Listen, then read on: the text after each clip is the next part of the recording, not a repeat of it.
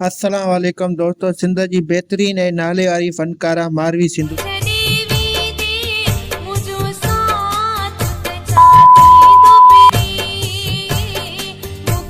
मारवी सिंधु केरु ऐं किथां जी हुई? छा मारवी सिंधु ख़ुदकुशी कई?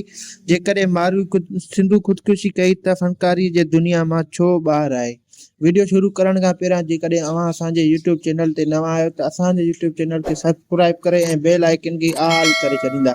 हलूं था पंहिंजे मेन टॉपिक जी तरफ़। सिंध जी मशहूर ऐं ख़ूबसूरत गुलकारा मारवी सिंधु मोरो शहर सां तालुक़ रखे थी।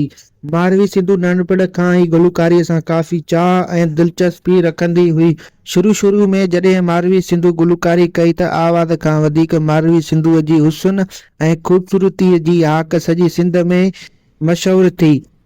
मतलब त आवाज़ खां वधीक माण्हू मारवी सिंधुअ जी सूंहं ऐं ख़ूबसूरतीअ ते मरंदा हुआ। ऐं कुझु साल अॻु सूंहं ऐं ख़ूबसूरती जे करे सिंध में फ़ायदा अली काफ़ी मशहूर थी। मारवी सिंधु बि पहिरियां मंगड़ी करे ऐं बाद में शादी कई, पर बदकिस्मतीअ सां शादीअ जी कुझु महीननि बाद कारो पत्थर खाइण ऐं ख़ुदकुशीअ जी ख़बरूं वायरल थी।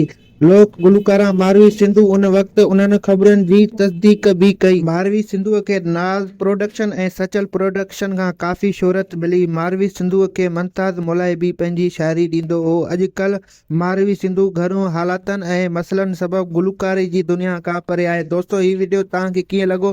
पंहिंजो कमेंट जो इज़हार ज़रूर कजो। फ़िलहाल अल्लाह हाफ़िज़। मिलूं था हिकु नए वीडियो सां गॾु।